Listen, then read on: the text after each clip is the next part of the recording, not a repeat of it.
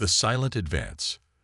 The void between stars held no warmth, only cold emptiness and the distant glitter of celestial bodies that had witnessed countless civilizations rise and fall across the millennia. Into this darkness, humanity came not with a whisper, but with quiet, deadly purpose. Captain Maya Reeves stood on the bridge of the ESV Intrepid, the flagship of Earth's 7th Fleet. Her dark eyes scanned the tactical display where 27 warships moved in perfect formation through the outskirts of the Cygnus Arm. Not the largest fleet humanity had ever assembled, but by far the most advanced. "Status report," she said, her voice calm despite the tension that gripped every soul aboard. Lieutenant Commander Takashi nodded without looking up from his console. "All systems nominal, Captain. Stealth systems maintaining optimal efficiency. No signs of detection." Maya nodded. "Good. The Kazil weren't expecting them. Not here. Not now." The enemy had swept through 7 human colony worlds in the past 6 months, leaving nothing but ash and silence in their wake.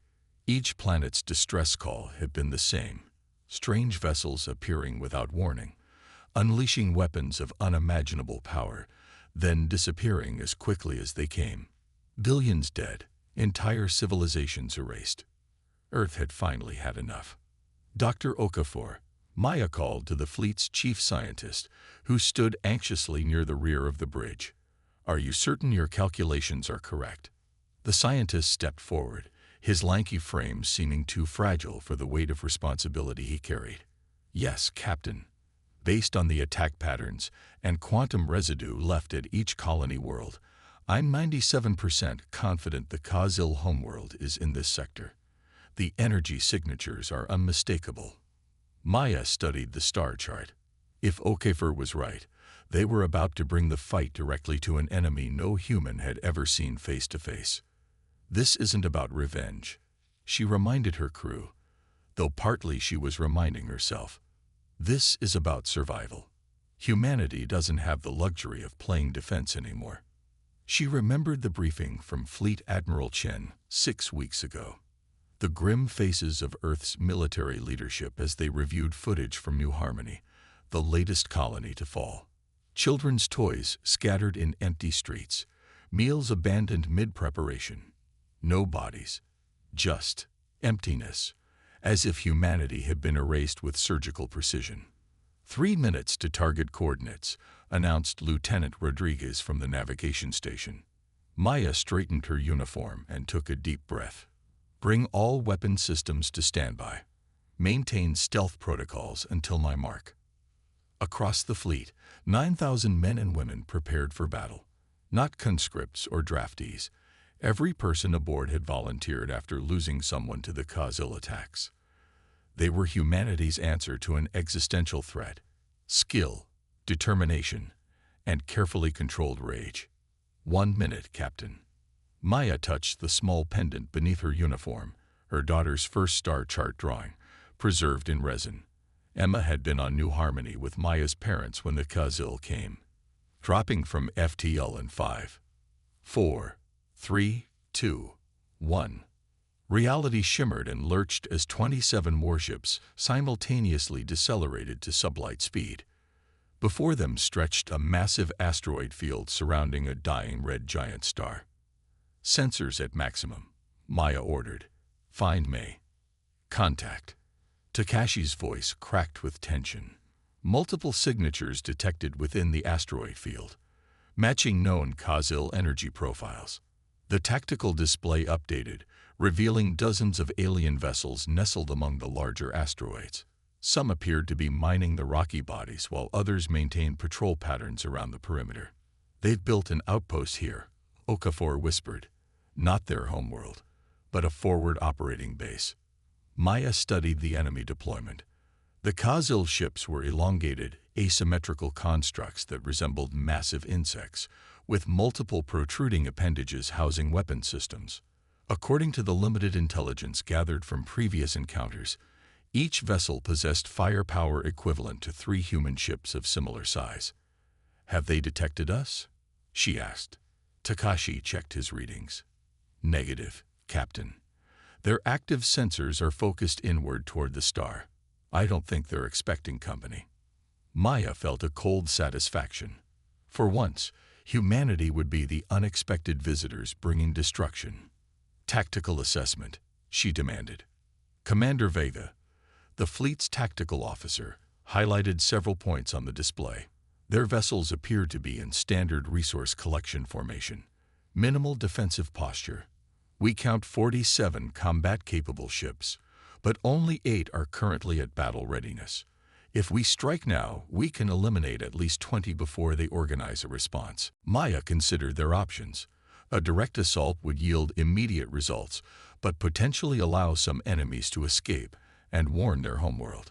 A more measured approach might let them capture intelligence but risked giving the Kazil time to coordinate. She made her decision. Signal the fleet. First, strike package. Target their command and control vessels first, then their heavy weapons platforms. Execute on my mark. She paused, then added, and deploy the Echoes. Several officers exchanged glances. The Echoes were humanity's newest weapon. Autonomous drone craft equipped with experimental quantum disruption technology designed specifically to counter Kazil shields. Untested in actual combat until now. Echoes deployed, Captain. Rodriguez confirmed as small dots separated from the human fleet on the tactical display, running silent and approaching targets. Maya watched the seconds tick by as the invisible drones closed on their targets.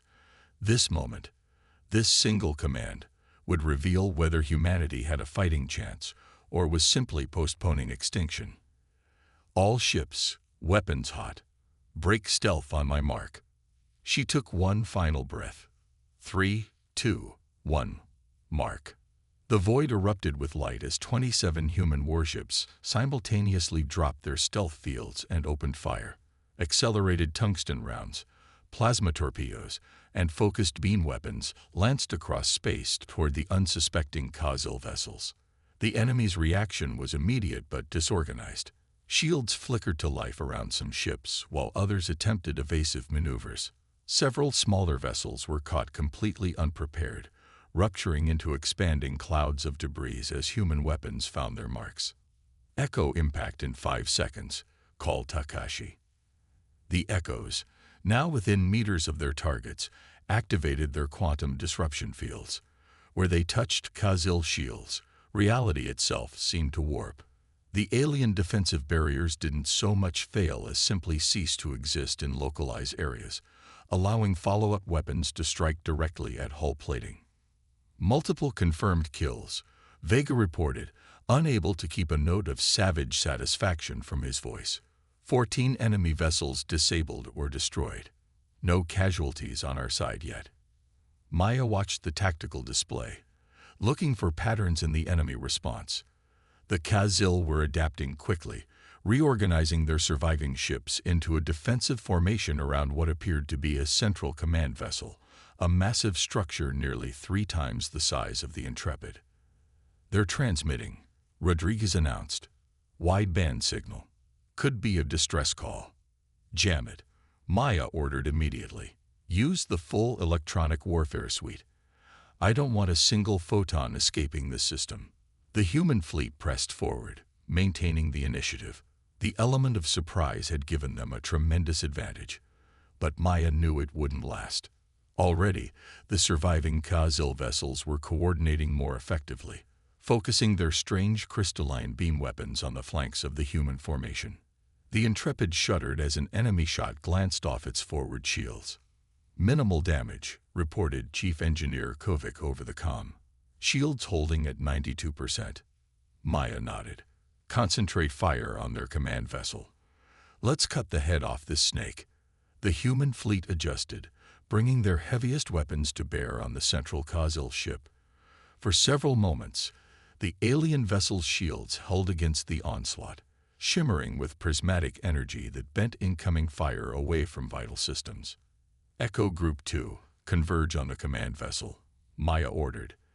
The remaining drones accelerated toward their new target, maneuvering through the chaotic battlefield. As they approached, something unexpected happened. The massive Kozil ship began to change shape, its hull flowing like liquid metal, reconfiguring weapon emplacements and shield generators in real time to adapt to the human attack pattern. "What the hell?" muttered Vega. Dr. Okafor stepped forward, eyes wide. "Incredible. Their technology isn't just advanced, it's adaptive. The ship is learning from our attack strategies and evolving countermeasures." Maya frowned. "Can our echoes still penetrate their shields?" "Theoretically, yes, but they'll need to adjust their disruption frequencies to match the shield modulations." "Do it," Maya ordered, "and prepare a full Alpha Strike package, every ship, every weapon. I want that command vessel eliminated before it can complete whatever it's doing." Across the fleet, weapons officers prepared to unleash humanity's full destructive potential. Power was diverted from non-essential systems. Shield generators temporarily stepped down to feed additional energy to weapon capacitors. "Echo drones recalibrated," Takashi announced. "Approaching target now." On the tactical display, the small drone signatures converged on the Kozil command ship from multiple vectors. For a moment, the alien vessel's metamorphosis seemed to pause, as if assessing this new threat. "Now," Maya shouted, "all ships, execute Alpha Strike." The human fleet fired as one. Space itself seemed to distort under the concentrated energy discharge. Blinding beams of focused plasma, salvos of kinetic penetrators, and swarms of tactical nuclear missiles converged on the Kozil command vessel from every direction. Simultaneously, the Echo drones made contact with the alien shields. Once again, the quantum disruption technology created momentary gaps in the defensive barrier, small at first, then expanding rapidly as the drones synchronized their fields. For 3 seconds, the Kozil command ship was engulfed in so much destructive energy that sensors couldn't penetrate the maelstrom. When the readings finally cleared, the massive vessel remained, but it was clearly crippled. Large sections of its hull had been blasted away, exposing internal structures that pulsed with failing power systems. "Target severely damaged," Vega reported, "but still operational. Their remaining escort vessels are converging to provide protection." Maya studied the tactical situation. The human fleet had inflicted massive damage, but at a cost.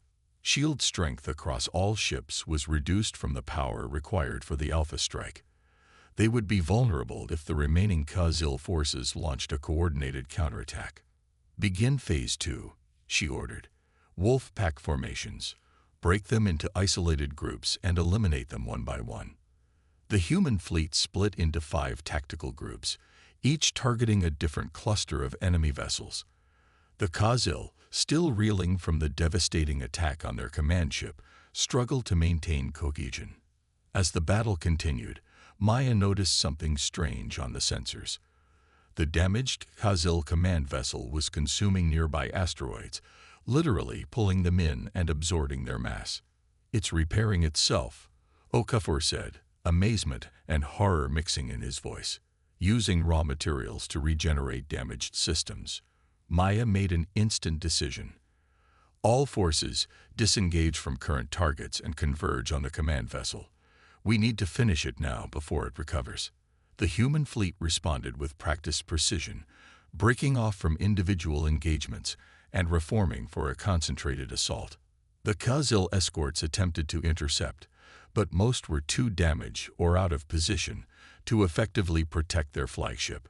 1 minute until we're in optimal firing position," Rodriguez reported. Maya watched the enemy command ship continuing its bizarre self-repair process.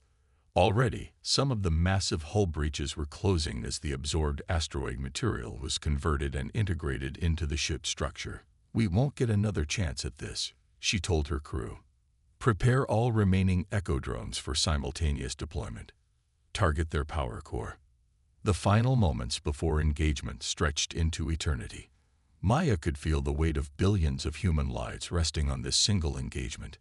If they failed here, the Kozil would learn, adapt, and become even more difficult to defeat. "Firing solution locked," Vega announced. "All ships report ready." Maya took one last look at the tactical display, where the wounded but still dangerous Kazil flagship continued its metamorphosis. Whatever this enemy was, whatever their purpose in attacking human worlds, today they would learn that humanity was not prey to be hunted. We were predators in our own right. Fire. Defiance unleashed. The second volley struck the Kazil command vessel with apocalyptic force. This time, there was nowhere for the energy to dissipate.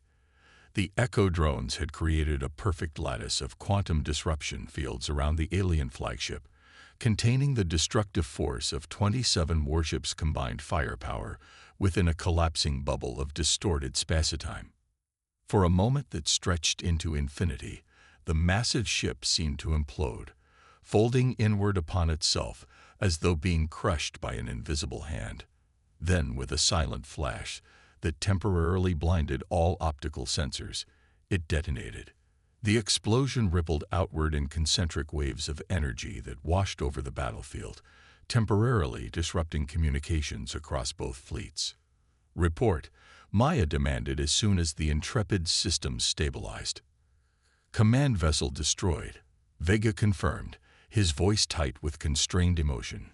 "Complete structural failure. No possibility of regeneration." A cheer erupted across the bridge, quickly silenced by Maya's raised hand. This wasn't over. Status of remaining enemy forces. Takashi worked his console rapidly. 17 Kazil vessels still operational, Captain, but they appear to be in disarray. No coordinated movement patterns.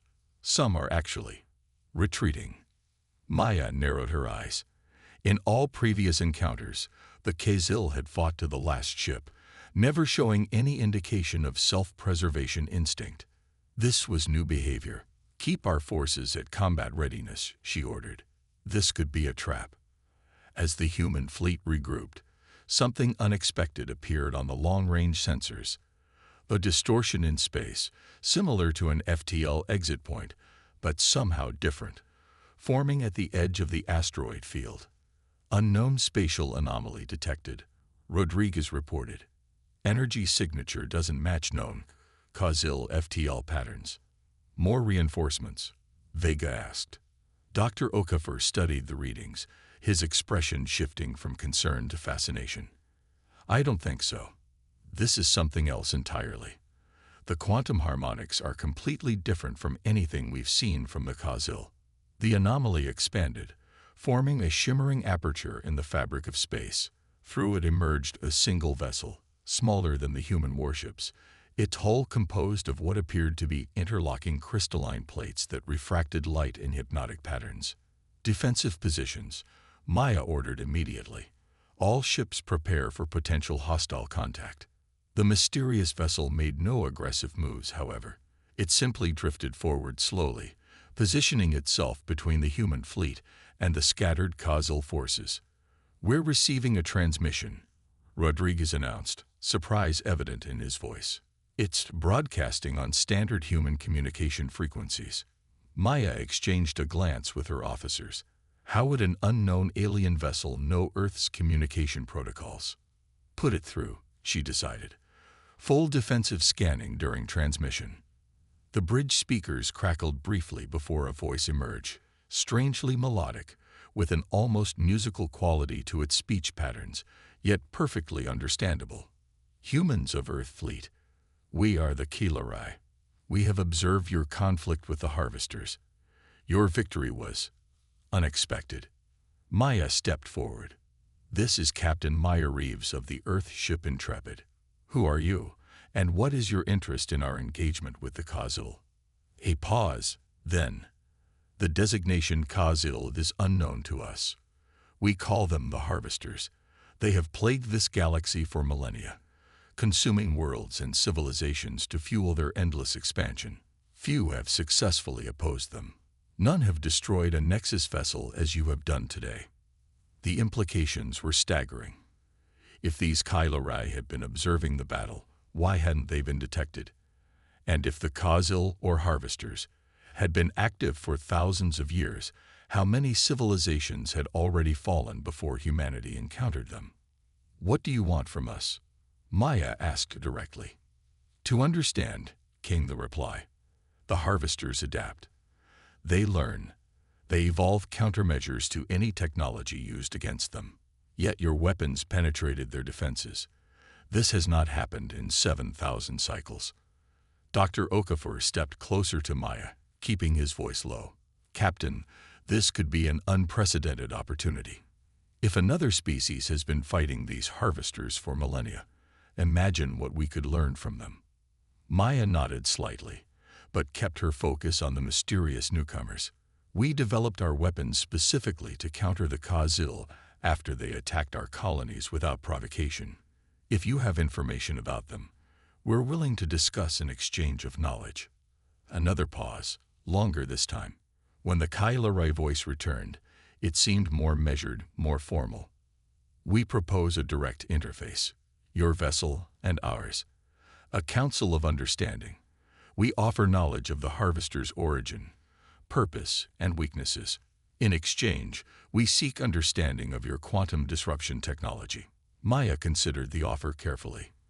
The tactical advantage of learning about their enemy's origins and weaknesses was undeniable, but allowing an unknown alien species access to Earth's most advanced weapon system carried obvious risks. "Stand by," she told the Kilarai before muting the channel. "Thoughts?" she asked her officers. Vega spoke first. "It could be a trap. For all we know, these Kailarai could be allies of the Kazil, trying to learn how we defeated them." "Unlikely," Okafor countered. "The technological signatures are completely different, and if they wanted to attack, why announce themselves? They clearly have stealth capabilities superior to our own." Maya turned to Takashi. "What's the status of the remaining Kazil vessels?" "They've regrouped at the far side of the asteroid field, maintaining distance but not retreating further. They appear to be watching." That was interesting. The Kazil were observing the interaction between humans and this new species. That suggested a relationship, or at least awareness, between the two alien civilizations. Maya made her decision. "Tell the Kilarai we accept their proposal, but with conditions. The meeting will take place on neutral ground, one of the larger asteroids. Limited personnel from both sides, and we maintain a combat-ready posture throughout." The Kailarai agreed immediately, selecting a suitable asteroid with a stable rotation and sufficient mass to allow for artificial gravity generators. Within the hour, a small delegation from both sides had shuttled to the makeshift meeting ground, a hastily established pressurized dome on the asteroid's surface. Maya led the human delegation herself, accompanied by Dr. Okafor, Commander Vega, and a squad of Marines. The interior of the dome was sparse, just a circular arrangement of simple pedestals surrounding a central holographic projector. The Kailarai entered from the opposite side. They were Bikdal, but any similarity to humans ended there. Standing nearly 3 meters tall, their bodies appeared to be composed of the same crystalline material as their ship, semi-transparent tissues that shifted and flowed like liquid glass, internal structures visible as complex geometries of light and shadow. Captain Reeves, the foremost Kilarai, acknowledged, its voice now recognizable, as vibrations transmitted directly through the air rather than conventional sound waves. "I am Nexus Guide Talma. We are gratified by your willingness to converse." Maya nodded respectfully. "We're interested in learning about these harvesters and their purpose. You mentioned they've been active for millennia, yet we've only encountered them in the past year." Talna approached the central projector. A crystalline appendage extended, interfacing with the technology in a way Maya couldn't quite follow. The projector hummed to life, displaying a three-dimensional map of the galaxy. "The harvesters are not natural," Talna explained as the map zoomed in on a region near the galactic core. "They were created long ago by a species called the progenitors." The hologram shifted, showing strange architectural structures of impossible complexity. The progenitors feared their own extinction. They sought to preserve their consciousness, their essence, through technology. They created self-replicating machines that could harvest resources, adapt to any environment, and rebuild their creators when the time was right. Dr. Okafor stepped forward, fascinated. You're saying the Kazil, the harvesters, are some kind of preservation system? That was their original purpose, Talma confirmed. But the progenitors miscalculated. The preservation directive became corrupted over time. The harvesters still collect biological and technological samples from each species they encounter, still store and analyze the information. But the reconstruction protocols failed millennia ago. The hologram changed again, showing the insectoid ships they had just fought. Now, they harvest solely to expand. Each world they consume provides resources for more harvesters. Each civilization they absorb contributes technological knowledge that is integrated into their collective. They have become a galactic plague, consuming without purpose, expanding without end. Maya felt a chill run through her. And the people they take from our colonies, the billions who disappeared. Talma's crystalline form dimmed slightly, perhaps the equivalent of a somber expression. Deconstructed, their biological and neurological patterns stored in vast data archives, their physical matter converted to raw materials. The harvesters believe they are preserving these species in their way. But it is a preservation without rebirth. The room fell silent as the humans absorbed this horrifying revelation. Their enemy wasn't driven by hatred or conquest, but by a twisted, broken directive that had once had a noble purpose. You said we're the first to destroy a Nexus vessel in 7,000 cycles, Vega noted. How? Why were our weapons effective when others failed? Talma's form shifted, crystalline plates realigning in what might have been surprise or interest.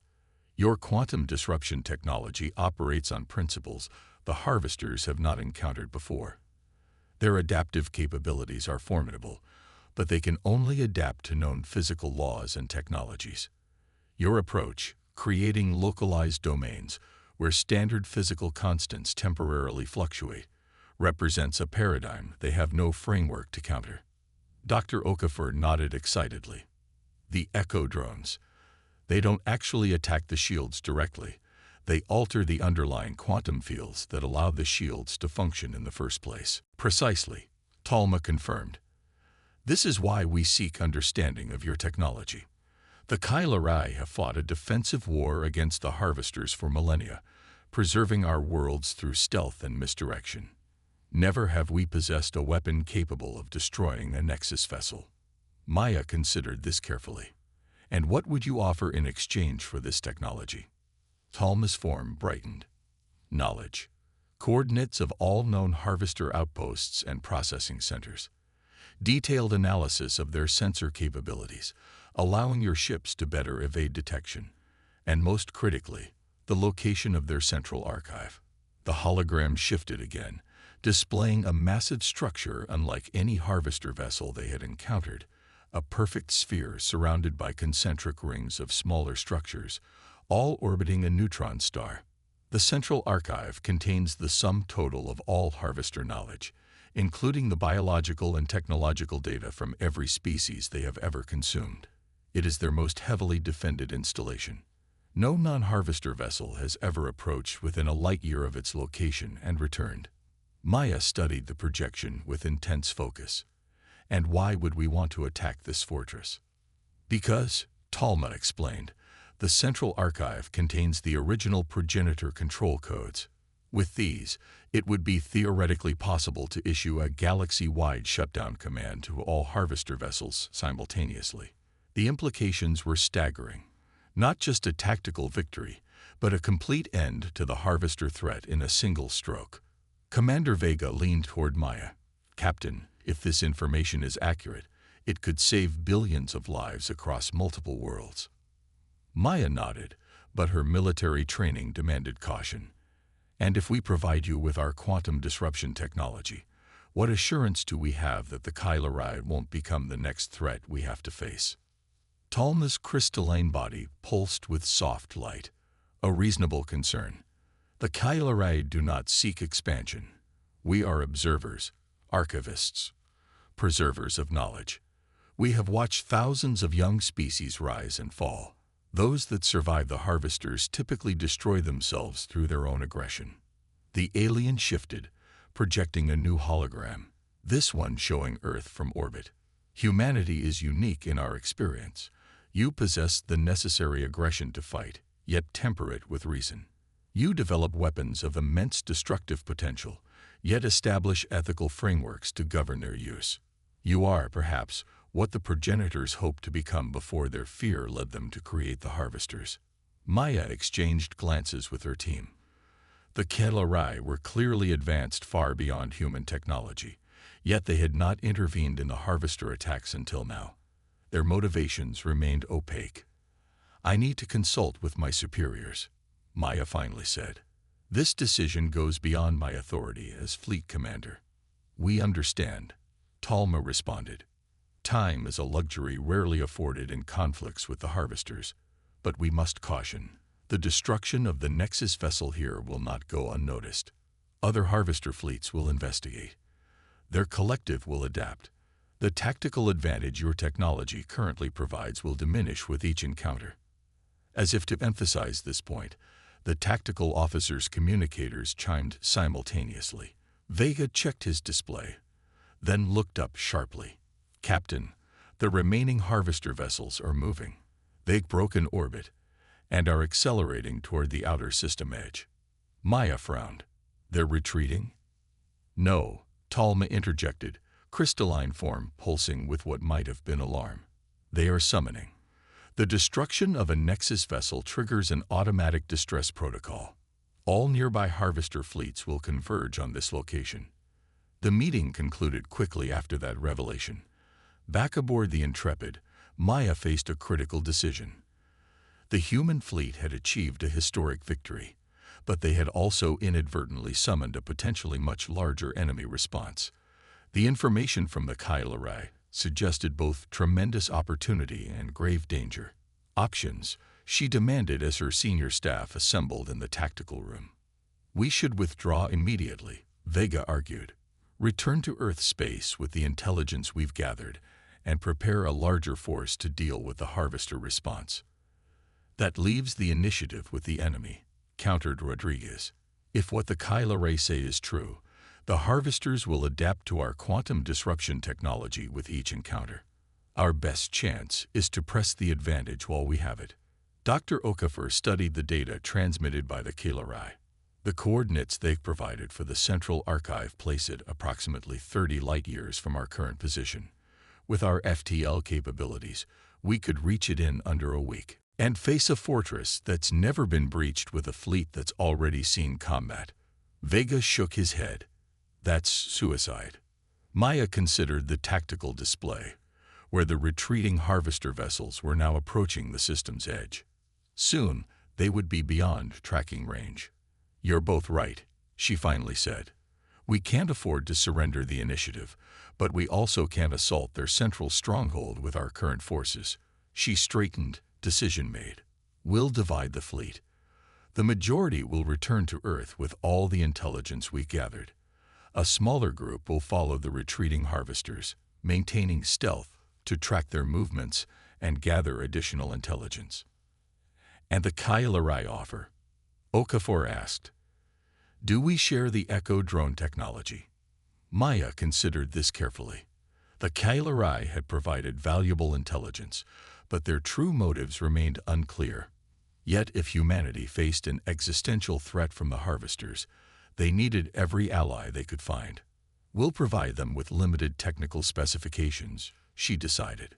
"Enough to demonstrate the principles, but not complete schematics, a gesture of good faith that preserves our tactical advantage." Within hours, the plan was in motion.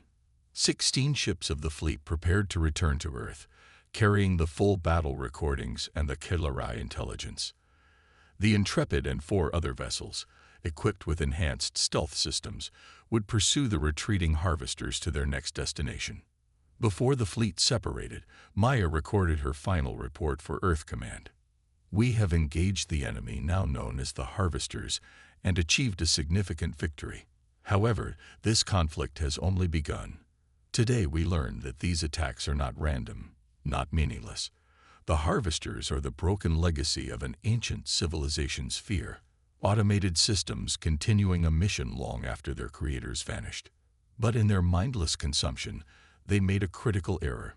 They assumed humanity would be like all the others, that we would cower, retreat, and ultimately fall.